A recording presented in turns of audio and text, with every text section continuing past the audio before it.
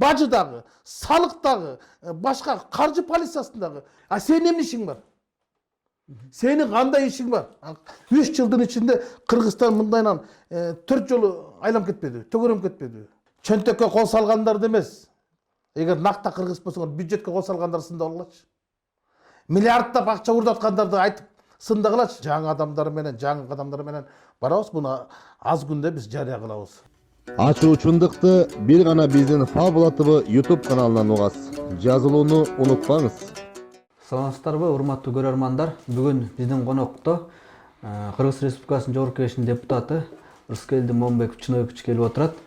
Рыскелди мырза, биздин алгачкы сурообуз, жакында сиз АКШга иш сапар менен барып келдиңиз. Максаты, натыйжасы тууралуу айтып берсеңиз. Рахмат, мен ошо Америкага жакында барып келген иш сапарымдын жөнүндө кызыккан адамдар көп экенин жакшы билем. Келгениме 2-3 күн болду, бирок артыбыздан аябай ошону кимдер менен жолукту, эмне сүйлөшүүлөр болду деп такай сураттыр. Мен ошону ачыктап кетейин, ошо силердин студияңар аркылуу. Бизди Америкага чакырган Американын конгресси болду, каржылаган Улуттук демократиялык институт, USAID, анан Республикалык институт болду. Тандаган талапкерлерди тандаган Кыргыз тарап болгон жок, Америка тарап өздөрү болду. Алар өздөрү чакырышты, өздөрү каржылашты. Мындайча айтканда, барып келген жол киребизди, тамак ашыбызды, жүрүмдү бардыгына мамлекеттен бир дагы тыйын зыян кеткен жок. Алар өздөрү чакырып, эми барганда эмне болду? Баягы сенаторлор менен болгон семинарларга катыштык, конгрессмендер менен болгон конференцияларга катыштык, адам укуктары, демократиялык баалуулуктар, дүйнөлүк коопсуздук, ошо коронавирус жөнүндө маселелер калды.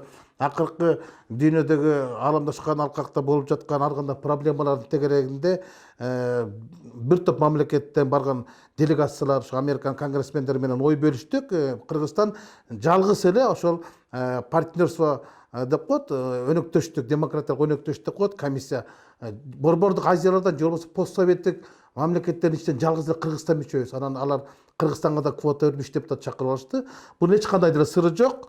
Жакшы жыйынтыктар алып келдик. Негизгиси биз бир гана проблеманы ошол жерде көтөрдүк. Бул Кыргызстандын кызыкчылыгы, же болбосо мамлекеттин кызыкчылыгы, бул жана визалык чектелүү боюнча маселени көтөрүп, Дэвид Прейс деген конгрессмен менен жолугуштук.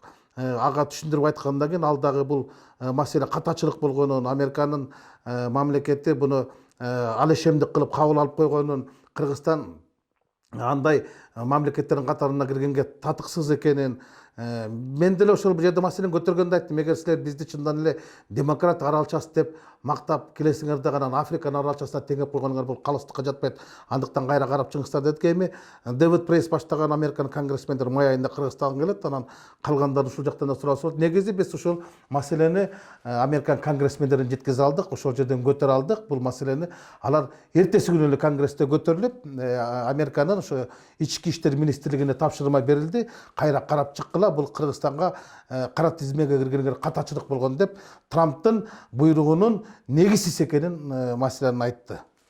Анан ушул конгрессмен мүчөлөрү менен жолугуш учуруңузда сиздин колуңуз чөнтөгүңүзгө салып турган сүрөтүңүз социал тармактарга тарады. Аны өзүңүз Instagram баракчаңызга чыгарган экенсиз.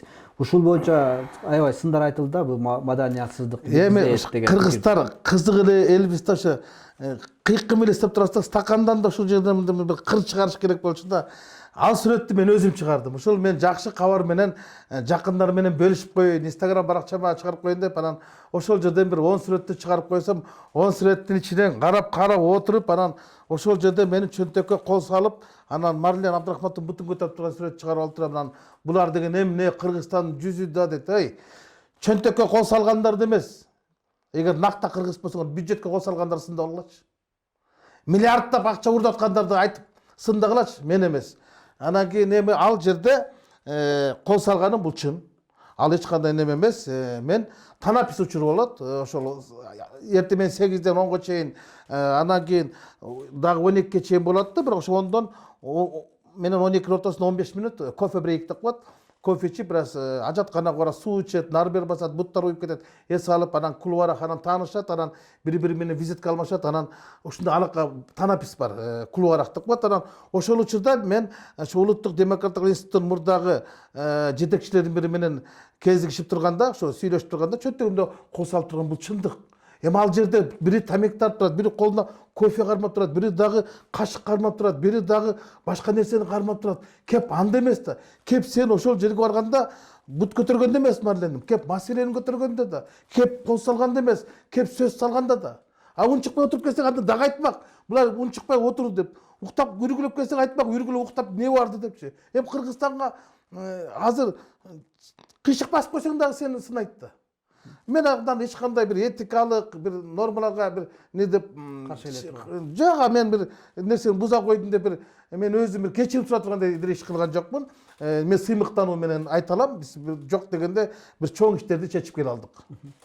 Анан ушу 2 мартта жакында Садыр Жапаровдун тарапташтары Садыр Жапаровду абактан чыгаруу боюнча биздин Ала Той антында митинг өткөрүштү. Ушул митингден кийин сиздин жогорку кеңеште Садыр Жапаровду сындаган бир билдирүүңүз тарап социалдык тармактарда. Анан ошо Түшүндүм мен. Бул мындай экен, Алмаз. Мындай да. Мен өзүм таң калдым. Биз Америкадан 29 күн учуп чыктык, Бишкекке 3-үндө учуп келдик. Экинчи күнү митинг болуп аткан күнү биз Стамбулда болчук. Стамбулда дагы 3 сааттан ашык кармалып калдык. Анткени Түркия менен Сириянын ортосундагы кырдаал аскердик абал чыңалып кетип, биздин самолет бир топко чейин кармалды, 3 саат кармалып, анан Кыргызстанга кеч учуп келдик. Ал кийинки күнү болчу. Биз келген күнү митинг таркап кеткен бир күн мурун эле. Биз 3-үндө учуп келатабыз. Анан менден да таң калдым, ушу келери менен ден соолугумду сурабай ушу теге жогорку кеңеште жакшы сүйлөпсүң дейт. Мен жогорку кеңешке жете элекмин, жогорку кеңеш эмес, мен үйгө жете элекмин. Кайдан сүйлөптүм сага ошо жанагы митингдер жөнүндө жакшы айттың го десе, анан дагы бирөөлөр айтты ушу Садыр Жапаров жөнүндө жаман айтып койдуң, ошону айтып эле койбойт дейт. Эмне десем, сен бүгүн сүйлөдүң. Мен бүгүн сүйлөгөн жокмун. Мен үйүмө жете элекмин айли. Көрсө, бул менин мындан 3 жыл мурунку сүйлөгөн сөзүмдү көргөзүптүр. Анын актуалдуулугу азыр деле кетпесе керек. Анткени анда дагы бул 2017-жылы 25 мартта болуш керек же Текебаев Өмүрбек 23 февраль, бул 23 март туура. 23 мартта Садыр Жапаровду ушу Кыргызстанга келгенде камакка алганда, анын тарапташтары УКМК алды чоң митинг өткөрүп, мына ошол жерден КТРКдан көргөзгөндө Жаныш Бакиевдин жан сакчысы ошо адамдардын жүргөн сүрөттөрүн көргөзгөн да. Анан ошонун эртеси күнү мен айткан болчумун, бул деген эми анда Садыр Жапаровго соттун өкүмү чыга элек да.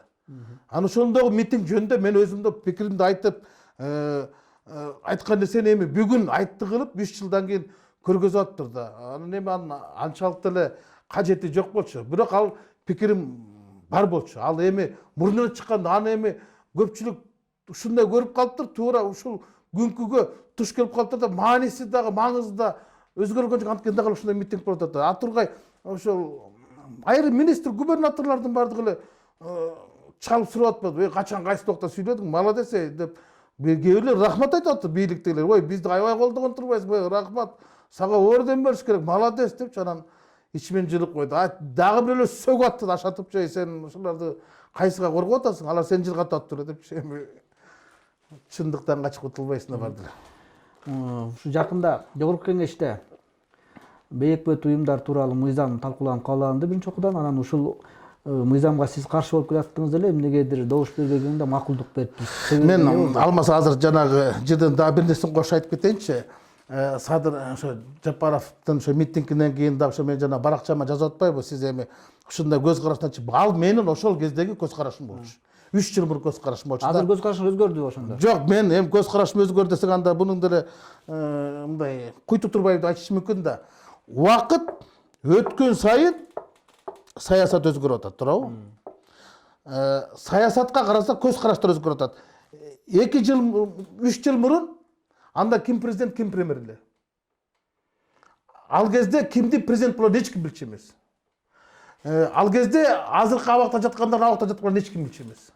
3 жылдын ичинде Кыргызстан мындайынан 4 жолу айланып кетпеди, төгөрөм кетпеди.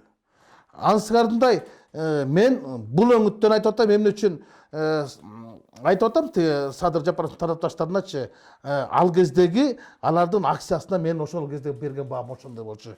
А бирок мына 3 жылдан бери жатабы түрмөдө жатат да.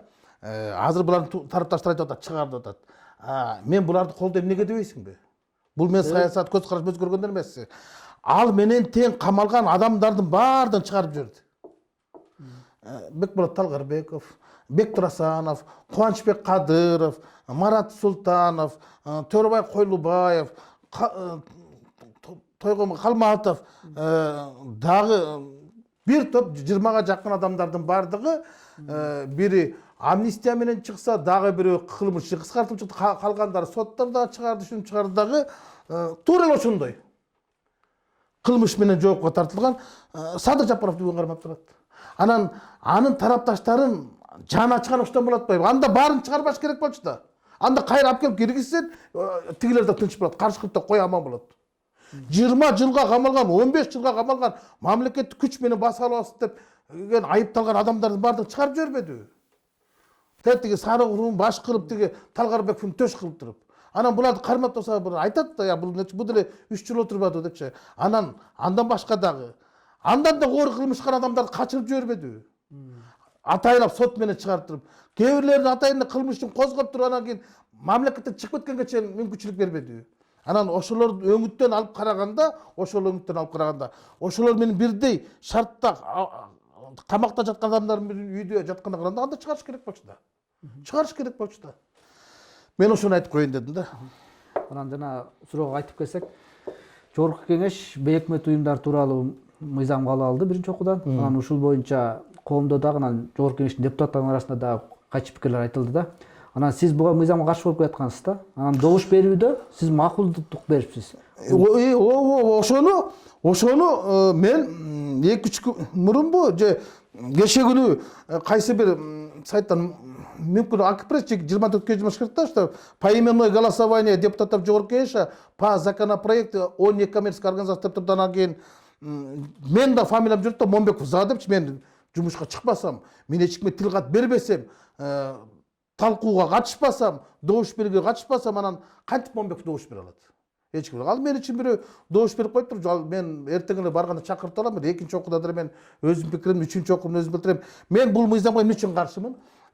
Бул мен буга чейин да айтып келгем, азыр дагы айтам. Анткени мыйзам өзү өкмөттүк эмес уюмдар жөнүндө мыйзам. Өкмөттүк эмес уюмдар жөнүндө да. Өкмөттүк уюмдар жөнүндө мыйзам болсо анда мейли, анда айтат элем, анда өкмөткө отчет берилет депчи. Өкмөттүк эмес уюмдар деп мыйзамды бөлүп койгонбуз аларды. Анан кийин өкмөткө отчет берилип атабыз да. Тиги АКШдан келген акчага Абылгазиевге отчет беребиз да. А эмнеге дейт да? Бюджеттен алган акчаны, эгер сен бюджеттен алсаң, анда Кыргыз Республикасынын бюджетин ким неме кылат? Бөлүштүрөт. Өкмөт. Анда сен өкмөткө отчет бер. Анан АКШдан грант алып, акча алып алсаң, анан сен бияка салык боюнча отчет берип атасың, тияка ишиң боюнча отчет берип атасың. А сенин эмне ишиң бар?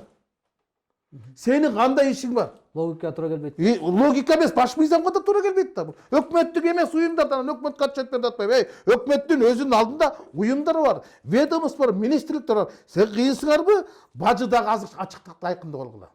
Бажы дагы, салык дагы, башка каржы полициясындагы аякты көзөмөлдөр атат, аякка кеткен бюджеттин акчаларын отчетносун таба албай атат дагы, жанагы Кыргызстандан чыгарып кеткен миллиарддаган акчаларды таппай атат да, анан кийин жана грант келген акчаларга отчет берилип атат. Эми ал социалдык тармактар, социалдык маселелерди чечүүгө бир топ миллиондогон каражаттар келет. 20-30 миллион доллардагы каражаттар ошол өкмөттүк эмес уюмдарга келет. Канча деген адамдар жумуш менен камсыз болуп атат, үй бүлөсүн багып атат. Анан салык, аябаганда алардын айлыктары да жакшы, мен билем. Анан кийин салык да жакшы төлөшөт, анан арендага алышып атат. Анан алар тияк бияка чыгып атат. Алардан только пайда келип атат. Эми ошо келген пайданы дагы ошону да карап атасыз да, жок, отчет бергенде бул чын айткан тыңчылык. Ал айтып атпайбы, тыңчылар жөнүндө тигилер тыңчы деп атпайбы? Булар өздөрү тыңчы. Тигилерден маалымат аласыз атат да, булар канча айлык алат экен, канча айлык деп, сенин кандай ишиң бар? Бирөөдүн үй бүлөсү менен, мисалы, сен үйүңдө бир нерсе жоголуп кетсе, кошунуң баласын сабап атасың да, эмне жоголуп кетти депчи. Андай болбойт да. Кантип өкмөттүк эмес уюмдар жөнүндө мыйзамдан кылтыран, анан айтып атпайбы, бул коомчулуктун талабы үчүн, элдин талабы үчүн. Эл андай нерсени каалаган жок. Элге референдумга чыгарчы. Бул 100 эле депутаттын пикири, керек болсо меникин алып койсом 99 депутаттын пикири. Анан бул эми мыйзам чын-чынына келгенде бул эч нерсеге, бунун бир гана нерсе багыты бар, бул саясий көз караш. Бул мамлекеттик саясат эмес, бул мамилелик саясаттан келип чыккан мыйзам. Bunu баары деле ошо чыңалууга алып барат да соодалашат да гана кайта чакырып турат. Буга чейин 3 жолу ушундай болгон да. Азыр деле ошондой да. Ошондой кылып кайта алып чыгат. Бир нерсе керек болгондо бирдеке сураш керек болот, же болбосо бир нерсени айнаш керек болот. Бирок азыр Кыргызстан андай неме эмес да. Азыр биз артык кылабыз деп тыртык кылабыз же кулактуу болобуз деп мүйүзүбүздөн айырылабыз да. Мына ушундай аракеттердин айынан бизге чектөөлөр кирип атпайбы? Орусиядан дагы, Америкадан дагы бул деген эми чектөөлөр деген это мини санкция. Чектеп атпайбы? Мисалы, Россиядан биздин мекендештер акча которо албай атат, тияктан бияка виза бербей атат. Бул деген эмне? Бул деген өзүбүздү өзүбүз эле кыйнап атабыз да. Мына быйыл жогорку кеңешке карата күздө шайлоо өтөт. Ага даярдык катары ушу жергиликтүү кеңештерге шайлоолор башталды. Бир топ чоң шаарларда, айыл өкмөттөрүндө дегендей. Анан ушул мурдакы социал-демократтар партиясы Кыргызстандын жакында Балыкчы шаарына экс-президенттин уулдары барып, социал-демократиялык партиясы деп бир партиянын каттоолорун өткөздү да. Анан ушул коомчулукта бир пикир жаралып атат. Мурдакы Кыргызстан социал-демократтык партиясынын мүчөлөрү жаңы ачылган партия менен шайлоого даярдык көрүп башташты, жергиликтүү кеңешке аттанышты. Эми ушул партия менен жогорку кеңешке аттанышат деген ушуну ачыктап кое аласызбы? Сиз барсызбы, ушул партия менен аттанасызбы, же сиз башка партия менен кеткен атасызбы? Туура. Эми мындай, чын-чынына келгенде бунун жашырыштын кереги жок болчу, жашырылган күндө деле билинип калган болчу. Бул маалымат ошо жаңы жылдын ар жак бер жагында деле партияларды кайра каттоо болгондо, перерастройство болгондо социал-демократтар саясий партиясы деп массалык маалымат каражы чыккан. Ошондо көптөр адамдар шексип байкап калышкан.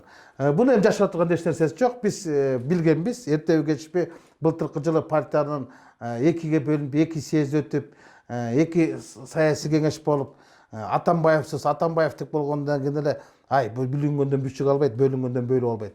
Баары бир бул партия бул жанагы аварияга машта болуп калды. Алыс жолго бара албайт. Анан кийин буну тех паспортто экөө гайы кармалышы мүмкүн, жолдон тосуп коюшу мүмкүн. Бизге деле ошо шайлоодон бөгөт коюп коюшу мүмкүн. Андыктан бир башка партиянын каттоон өткөрүп коелук деп биздин партиялашта каттоодон жаңы ушу социал-демократтар саясий партиясын өткөрүп койгон. Бунун табышмагы деле жок. Эми убагында ушундай бул эми жашырынып турганбыз.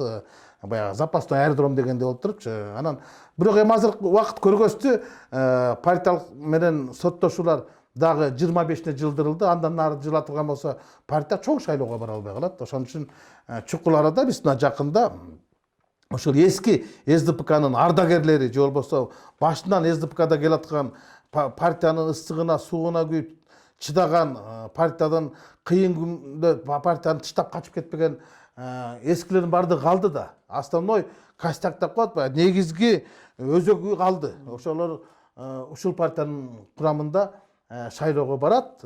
Мен дагы ошол курамына барам деген оюм бар. Эми жакында ошол жаңы эски СДПКнын жаңы партиянын жаңы жыйыны болуп, жаңы шайлоого даярдыктар болот, жаңы чогулуштар, жаңы жетекчилик, жаңы саясий кеңеш дегендей пайда болуп туруп, анан жаңы камылга менен, жаңы адамдар менен барабыз. Буну аз күндө биз жарыя кылабыз. Бунун эч табышмагы жок. Эми азыр тандоо кыйын болбойт биз үчүн. Бирок биз үчүн шайлоо кыйын болот. Анткени шайлоодо алдыдагы шайлоолордо чындык менен байлыктын ортосунда чоң кармаш болот. Эң чоң тоскоолдук бул каржылык тоскоолдук, финансовый ресурс катыш дейт. Анткени көрбөдүк, бул моюнан байлаган ит ууга жарбайт, же болбосо бир күндө түзүлүп калган партиялар көрүнүп атпайбы эмне болгонун. Алар Кытайдын товарындай болуп эле бир эле жолу сазывка бир эле чакылышып барат экен, анан бүттү, кайта эле кийин башка партия кетет экен. Бирок ошол партияга ошо баягы эле депутаттар барып атпайбы, баягы эле немелер менен барат, баягы эле көздөр, баягы эле сөздөр, ошол эле адам, ошол эле кадам болуп атпайбы. Ошондуктан бизде андай болбойт. Бизде партияда бир топ жаңылануу болот, бир 70%га жакыны мурда депутат болбогон мындай жаңы белдүү, анан жаштарга көбүрөөк орун берилет го дейм. Рыскел Чыныбекович, атайын убактыңызды бөлүп биздин Фабула Кей сайтына келип маек куруп бергениңизге ыраазычылык билдиребиз. Ишиңизде ийгилик болсун. Рахмат. Урматтуу көрөрмандар, ушун менен кийинки маекке чейин сак саламатта туруңуздар. Мына оюнду ушинтип бүтүрүп койганда. Ачуу чындыкты бир гана биздин Фабула ТV YouTube каналынан угасыз. Жазылууну унутпаңыз.